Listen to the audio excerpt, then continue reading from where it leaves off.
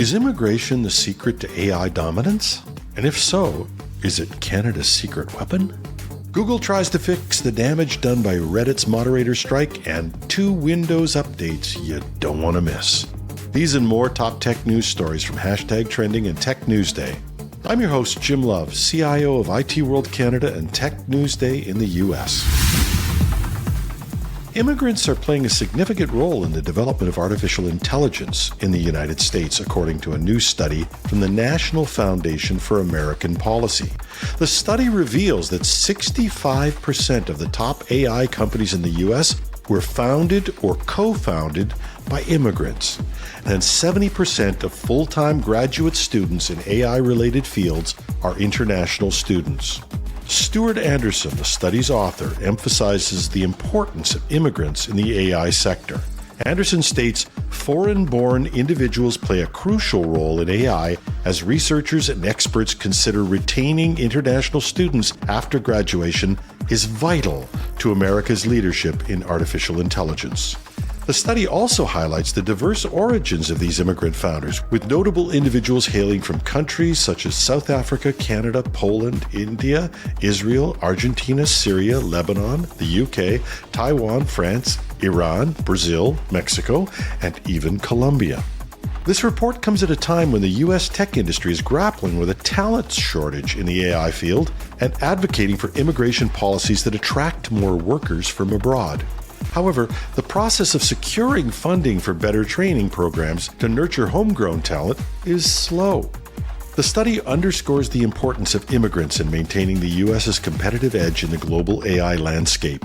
It also serves as a reminder of the need for policies that support the retention of international students and skilled workers in the U.S. Canada, on the other hand, is implementing a digital nomad strategy to attract highly skilled tech workers, according to Immigration Minister Sean Fraser. Speaking at the Collision Conference in Toronto, Fraser outlined plans to launch a dedicated pathway for permanent residents in the STEM sector and a digital nomad strategy for tech workers. Fraser stated, over the course of this year, Canada is going to be developing a specific stream for some of the world's most highly talented people that will be able to come to Canada and work for tech companies, whether they have a job offer or not. He further explained that the digital nomad strategy would allow people with a foreign employer to work in Canada for up to 6 months, and if they receive a job offer during that time, they can continue to stay and work in Canada. In addition, Fraser announced that temporary foreign workers with valid work permits but no study permits will now be able to enroll in an educational institution without a limit on the length of the study program. This move aims to help these workers develop their skills and seek better employment opportunities. These initiatives come as Canada faces a labor shortage, with a recent Statistics Canada report indicating that businesses across the country are struggling to fill vacancies. The government's strategy to address this issue involves bolstering immigration, as immigrants are projected to make up 30% of the country's population by 2036. Google is addressing user frustrations with search results following recent Reddit blackouts, according to statements made by the company executives at an all-hands meeting. Prabhakar Raghavan, Google's senior vice president in charge of search, acknowledged that users were not quite happy with the search experience and that the company needs to improve. Raghavan stated, "Many of you may wonder how we have a search team that's iterating and building all this new stuff, and yet somehow users are still not quite happy. We need to make users happy." One solution is a new feature called Perspectives, which promises to surface discussion forums and videos from social media platforms like TikTok, YouTube, Reddit, and Quora. This feature is now available on mobile web and the Google app in the United States. CEO Sundar Pichai also commented on the issue, stating that users want more comprehensive answers rather than just blue links. He noted this is why users add the name of forum sites like Reddit to their searches. The company is also experimenting with generative AI to provide more sophisticated and conversational answers to text-based queries. However, Raghavan emphasized that generative AI is only one aspect of the solution, and it won't fully solve the issue. Microsoft is planning to move Windows fully to the cloud, according to an internal presentation revealed as part of the ongoing FTC versus Microsoft hearing. The company has been gradually shifting Windows to the cloud with Windows 365 for commercial use, but now aims to extend this to consumers as well. The presentation outlines Microsoft's intention to build on Windows 365 to enable a full Windows operating system streamed from the cloud to any device. The company sees moving Windows 11 increasingly to the cloud as a long-term opportunity in its modern life consumer space, with the aim of using the power of the cloud and the client to enable improved AI-powered services and full roaming of people's digital experience. Windows 365 is a service that streams a full version of Windows to devices.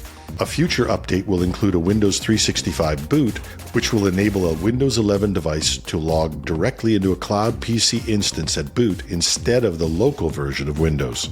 Windows 365 Switch is also built into Windows 11 to integrate cloud PCs into the task view, the virtual desktops feature. Microsoft is also investing in custom silicon partnerships and working on its own AI chips. The company recently announced Windows Copilot, an AI-powered assistant for Windows 11 which can summarize, rewrite, or explain content viewed in apps. This is part of a broader AI push for Windows, with Microsoft working with AMD and Intel to enable more Windows features on the next-gen CPUs. And finally, an anonymous developer known as @dialup.net on Twitter has created a ChatGPT client for Windows 3.1, demonstrating a unique blend of past and future technologies. The client, named WinGPT, was written in C using the standard Windows API and compiled on Open Watcom v2. It's compatible with any 16-bit or 32-bit version of Windows from Windows 3.1 onward, including Windows 95, 98, ME, XP, and 7. However, the program won't run without WinSock, a dial-up essential that enables Windows to communicate using TCP/IP. The developer noted that WinGPT connects to the OpenAI API server natively with TLS 1.3, so it doesn't require a proxy on a modem machine to terminate TLS, but also warned the program is not secure. The developer faced challenges due to the limited set of standard controls available for Windows 3.1, which didn't allow for the inclusion of a status bar. However, using ChatGPT helped them find a UI library and provided a workaround. The creation of an icon for the app also required a nostalgic journey, leading to the use of Borland's image editor. The same developer is also responsible for Windle, a Wordle clone for Windows 3.1. This project serves as a testament to the enduring appeal of retro computing and creative ways in which old and new technologies can still intersect. So, what would you call this new AI for Windows 3.1? I got my money on Clippy AI. And that's the top tech news stories for today. Links to all the stories can be found in the text version of this podcast at itworldcanada.com/podcasts. Hashtag Trending goes to air 5 days a week with a special weekend interview edition called Hashtag Trending Weekend Edition. You can follow us on Google, Apple, Spotify, or wherever you get your podcasts.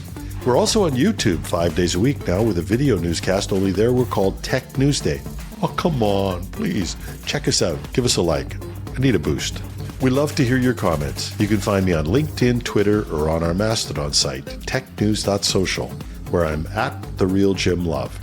Or if this is all too much to remember, just go to the article at itworldcanada.com/podcasts and you'll find a text version with additional links and references. Click on the X or the check mark and tell us what you think. And we read every single one on our Windows 98 laptop. Start me up. Okay, just kidding. But have a wonderful Windows 3.1 Wednesday.